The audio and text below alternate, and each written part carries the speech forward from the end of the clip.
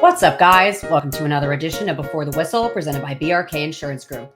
If your business is looking for the best in employee benefits, commercial property and casualty insurance, or retirement and 401k plan services, there's no one better suited to meet your challenges and build a plan centered around your needs than BRK Insurance Group.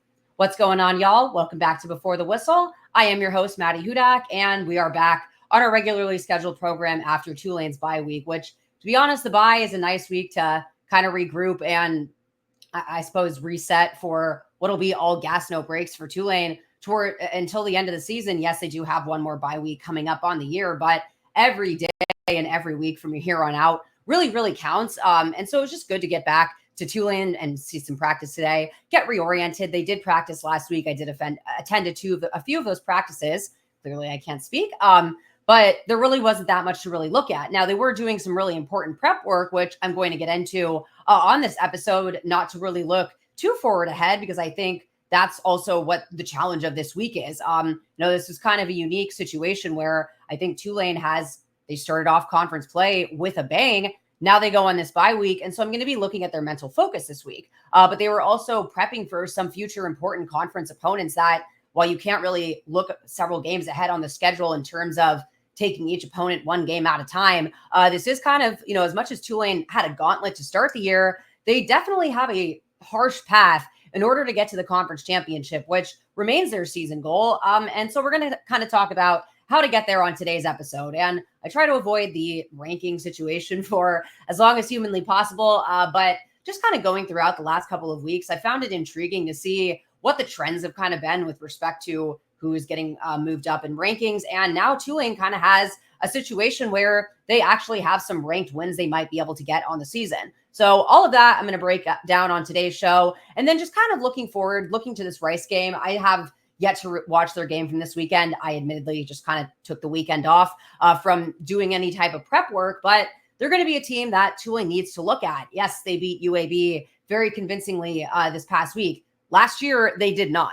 And Rice, they won it pretty early in that game. It was a smooth start to the game, and then it ended 30-28, and Tulane had to do one of their really long end the game drives that lasted 8 to 10 minutes, and it definitely wasn't that convincing of a victory. So really, how do they kind of change that? And that looks a lot to, looking at really what their toughness and discipline is this week. That's really going to show a lot about what they're going to be able to do to contend for the rest of the year.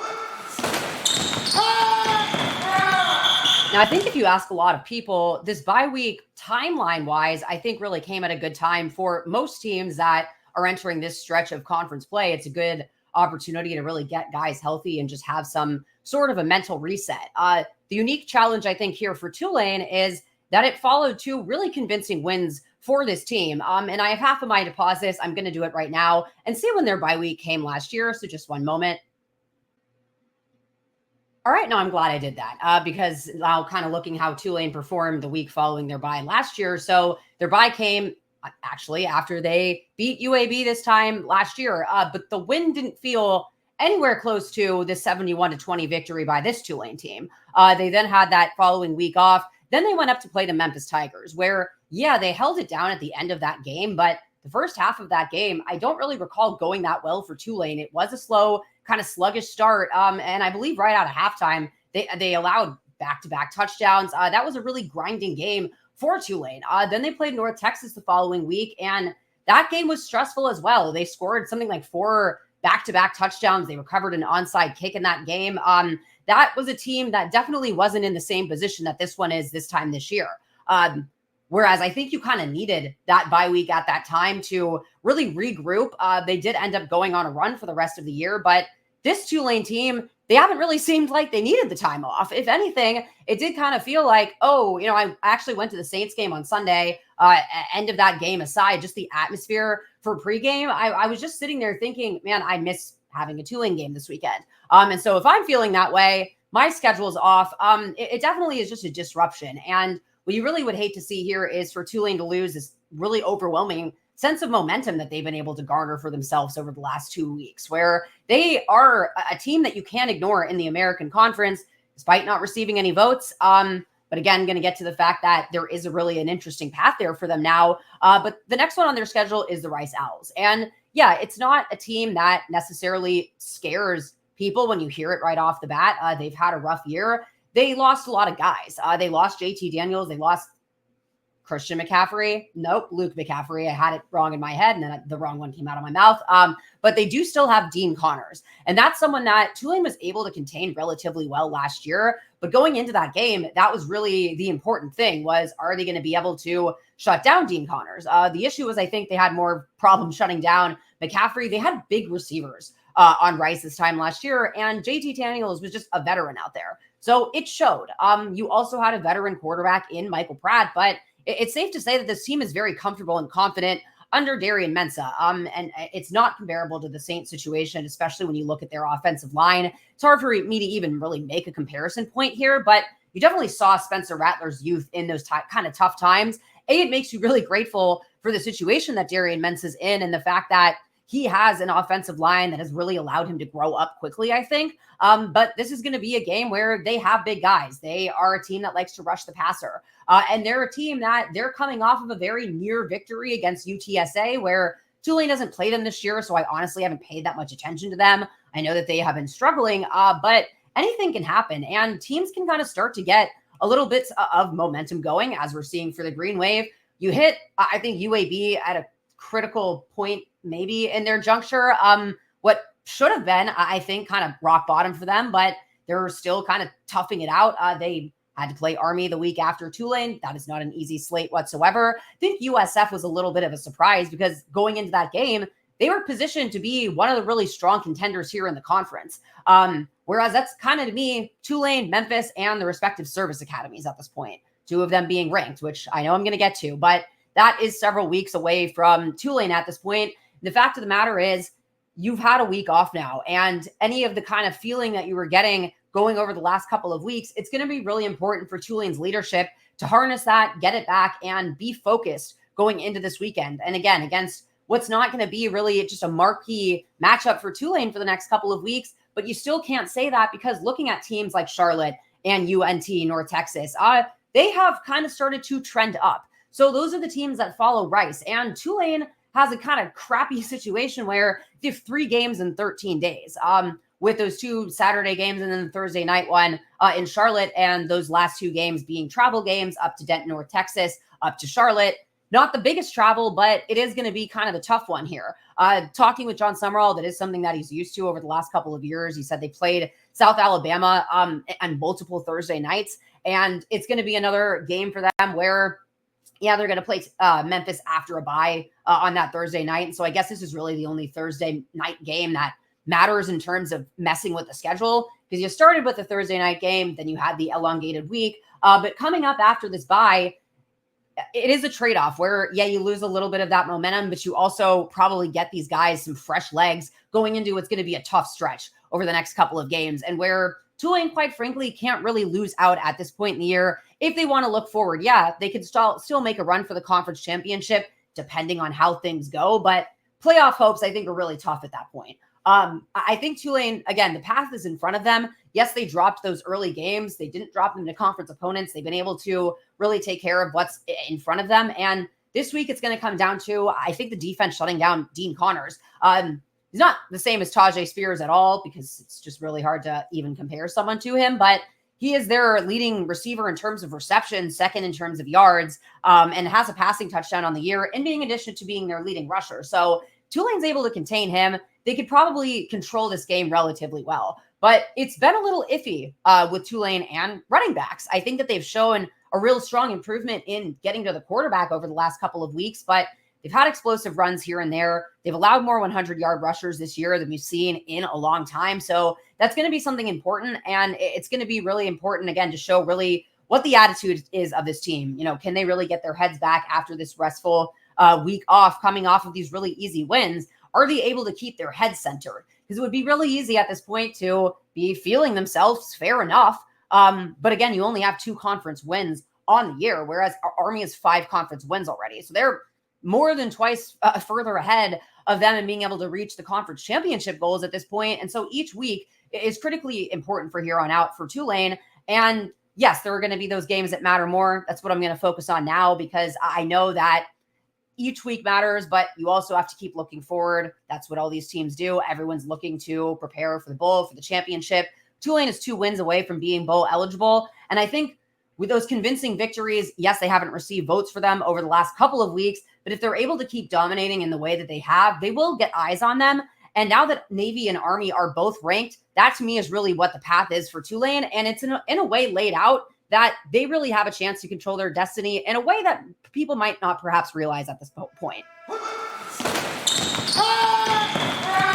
just kind of nerded out, not so much, but I found it very interesting just to look at how the polls have kind of assessed the G5 situation this year. I largely have half a mind to go back over the last couple of seasons, see how an early certain G5 teams got ranked, but then how many received votes, because unfortunately, that's kind of the muddled situation that I think Tulane's finding themselves in, where I think it's going to be hard for them to break into the rankings without one of these teams in front of them falling. There are 3 G5 teams that are now ranked in week 8.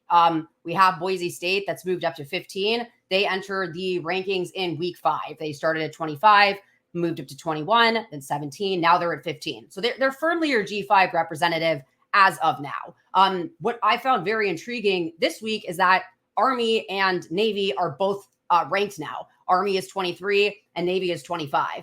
And I'm going through everyone's schedules right now, and I don't think I'd have to really look at the preseason rankings because I know that UNLV beat Houston. I don't think they were ranked going into this year. I don't think any of these teams that have been either ranked or are receiving all these votes have beaten a ranked opponent at this point outside of NIU in those early couple of weeks when they beat Notre Dame. That was really the big upset that you've seen. Whereas, Boise State, they haven't had, I suppose, a marquee win, but they do have, I suppose, a stronger strength of schedule if you're kind of looking at how things go. They're 2-0 in conference play right now. So they entered the rankings without really even starting any of their conference play at this point. And UNLV was receiving quite a bit of votes as this year started. So when you look back at week 1, there was no ranked group of 5 team.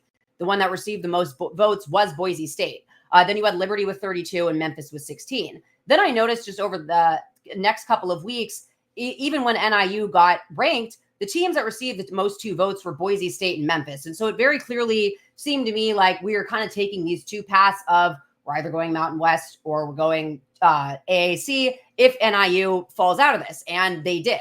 And then when Memphis lost to Navy is when they kind of fell out of the rankings. And you saw UNLV be that team that started to receive the most votes outside of Boise State. Then UNLV lost, and it shows how fickle these rankings can be, where they were actually ranked in the top 25 in week 6. They lose in overtime to Syracuse, and all of a sudden they're out of the top 25, and they didn't even receive any votes the following week, which is, I mean, again, it's really weird to me, especially too when you look at Tulane's situation. They received 5 votes after the first week. They're going into it, then they received 4, and then they were out of it, even though they kept those games close against Kansas State and Oklahoma. It's going to be hard for them to creep back in until, to me, these rankings got released. I think now, actually, the AIC has somewhat of the path forward to the conference championship. Yes, Boise State is up there at 15, but they are going to have to play UNLV. They play them. I think they're on their bye week because UNLV plays Oregon State this week, and that's going to be a game that I think is important to watch for Tulane. When you look at kind of these situations with Washington State and Oregon State, I don't know how the pollsters are really assessing them at this point. Boise State did beat Washington State, and I do think eventually that's going to matter. UNLV beating Oregon State, they got 1 vote this week. Maybe they'll get some more going into that matchup against UNLV. Now you're unfortunately really hoping for UNLV to beat Boise State or one of these kind of following teams. Because with Army and Navy both being in the rankings now, yes, Tulane only has one of them on their schedule, but I'm just trying to kind of think here. Army is undefeated. They're 5-0 in conference play. They have at this point ECU, Air Force, UNT, and UTSA ahead of them in order to reach the conference championship. None of those games to me seem like games Army can't win when you look at what they've been able to do this year. And it's like the first time since 1960, or just a really long time since 2 service academies have been ranked, and deservedly so. They have had dominating victories this year. Now that they're in there, what's important is kind of to root for them to keep staying in there, because I think that's going to do a lot for Tulane. towards the end of the year. When you look at all these situations, not a single team that's in this conversation has a win over a ranked opponent right now. That will change by the end of the year. If Navy is able to stay ranked, Tulane pulls that off, then we're kind of looking at a situation where if they beat Memphis, Army goes undefeated. Now you should have 2 ranked wins at that point. When I look at Boise State, when I look at UNLV, they have to cannibalize one another following this game with Oregon State. And then their schedule, there's not really a team on there for me that's going to really jump out. You have University of Nevada, Reno, that UNLV plays at the end of the year. I don't really know how much of a bump that gives them. But they're kind of looking at that situation where they have to win out. If Boise State wins out, they win their conference championship game. It seems like they should be able to get that pathway forward. But if they start to stumble even a little bit, I think Tulane has kind of a unique situation here. You don't really want to go through 2 service academies in order to reach, whatever goals you have for the end of the year. For Tulane, I think it would be fighting for a spot in that conference championship, in the college football playoffs. But it's going to be a tough one. And that's really what they started prepping this last bye week, because you have to look at that situation. Navy runs such a different offense for the obvious reasons of the fact that they have to recruit guys that are within the weight limits for service academies. Therefore, you don't have O-linemen that can hold up an offense in the same way. And so it's going to be one that takes a lot out of teams. We have seen the Navy effect. We saw it happen to UCF the year that Tulane went to the conference championship. They beat up Memphis this year, which was kind of surprising. But it just goes to show you really can't count these academies out. And it's looking highly likely that Tulane's path to the championship is going to go through these 2 teams. Now, what I really like about that for Tulane, if they're able to get through Navy, which that prep's really important. As I realize this, I've been the sideline reporter since 2021. Tulane has yet to play a service academy since I become the sideline reporter. That means their last time against them was, I believe, playing Navy in 2020. Since then, they have not played Army. They have not played Navy. And they're in your conference now, so you have to get some experience at this point. And so the good thing about that is if they do go into that conference championship game against Army, it's not remotely the same offense, but you're already kind of used to just a different style of football, and it won't be such a fresh punch. The good thing, too, is John Summerall has experience coaching against Army. He's 2-0 with Troy over the last 2 seasons against them. The first game was 19-0. The second one was 10-9. That's, it's not a sexy score, but it goes to show really what kind of grind these games can be. And I think what's been somewhat surprising about a little bit of the blowout victories that they've had, where Navy actually has a legitimate quarterback back there. And Army is just completely running over football teams. And so that's going to be a team that Tulane will have to likely get through in order to look forward on the season. But I do ultimately think if they're able to pull those wins off, that is a really strong way for them to end the year now, with the fact that 2 of them have entered these rankings. They have an opportunity at this point.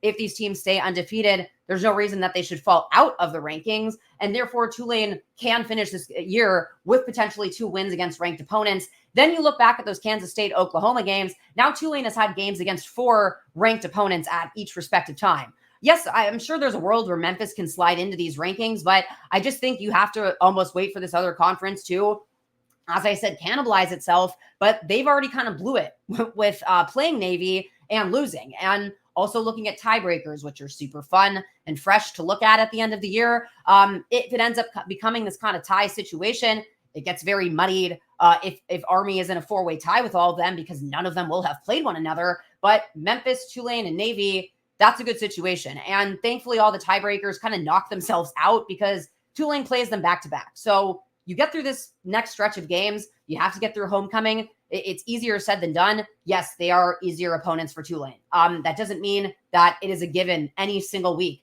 You see this happen in the NFL. You see it happen in college football. There are always upsets. Tulane really, obviously, as convoluted as this conversation has been, can't drop a game. They can't rest on their laurels. If they want to go to that conference championship, they have to win out at this point, because you have multiple teams that are undefeated in conference play now. And looking at their schedules till the end of the year, all of them seem like they could feasibly reach that conference championship, just having to get through one another at the end of the year for Tulane and Navy, and then following that up with Memphis. So I know that's really speaking ahead of myself, as I somewhat, I guess, hypocritically spoke about the players not getting ahead of themselves, but that's what you have to use this type of time in the bye week for. You have to look at games ahead that are just going to require a little bit more than 1 week of preparation. And then in the meantime, you just have to focus on controlling what you can control, which is beating Rice this weekend. Again, it wasn't an easy outing last year, and I forgot to mention these numbers going over it before, but Tulane had 43 total tackles on Memphis last year. With all the leading tacklers, take out 30, I believe you're left with 19 after the starting guys that are no longer with the program. It was Devin Deal, it was DJ Douglas, and all of these guys have moved on. He was the only one with an interception in that game. And when I took out all of the guys that are off this roster, you're left with 13 of those 43 total tackles last year. And I know that doesn't really mean that much, but you had some good production from Tyler Grubbs in that game. But looking at that, it really was a game that was led by veterans that are no longer with this program. They had 1 sack. It was by Devin Deal. They had 4 tackles for loss. 2 of them were by Deal. They had 5 pass deflections. All of them were from previous guys. And then again, that 1 interception. So I had Sean King on last week, and we talked about how this team, they had to build their own legacy. It was all kind of, they can't rest on whatever was here before them. They have to kind of show themselves. And they have to keep doing that on a weekly basis. This team hasn't played Rice before. This team hasn't had the production that they did against them last year. They've had it in different ways. But when you look at this upcoming weekend, you look at really the importance of shutting down Dean Connors. I think that'll show a lot for Tulane's viability this year, especially when you look at these run-heavy situations that they're going to have coming up with these service academies. It's going to be a slog, I think, a little bit more than we've seen the beginning of the year towards the end of it. But you would like to see Tulane continue to keep running up the points, because ultimately that is something that catches the attention, even if it doesn't have votes yet. But it's not just running up the score for running up the score's sake. I think being a dominant team really instills a different set of confidence in each guy out there. I think when you're able to just convince yourselves by, in that moment, being as dominating as you're able to be. You heard this phrase, be desperate to dominate going into the UAB game last week. I don't think all of those guys have all had a game where they felt that way, where they have felt like they have been that just convincing of a victory really in all 3 phases of the game. And so you want to see them keep doing that, because when you keep looking at this team, you want people to be able to say, this is a complete team. It's a tested one, and it's one that's able to beat you in the air. It's one that's able to beat you on the ground. It's one that is leading the nation in pick sixes. They remain on pace to break what's the NCAA record of 8 pick sixes in a season. And I know that's kind of chasing just random things at this point, but it changes a game a lot. Going to the Saints game last week, yesterday, the amount of interceptions that just completely kept the Saints in it to start it, and then quickly allowed them to spiral out of control as the game went on. We've seen Tulane lose their games this year, largely by the fact of losing the turnover battle. I know it's a coach point that just keeps getting hammered on, but looking forward, you really want Tulane to protect the football and take care of business, and then we'll likely see you in December. And with that, y'all, I will see you on Friday.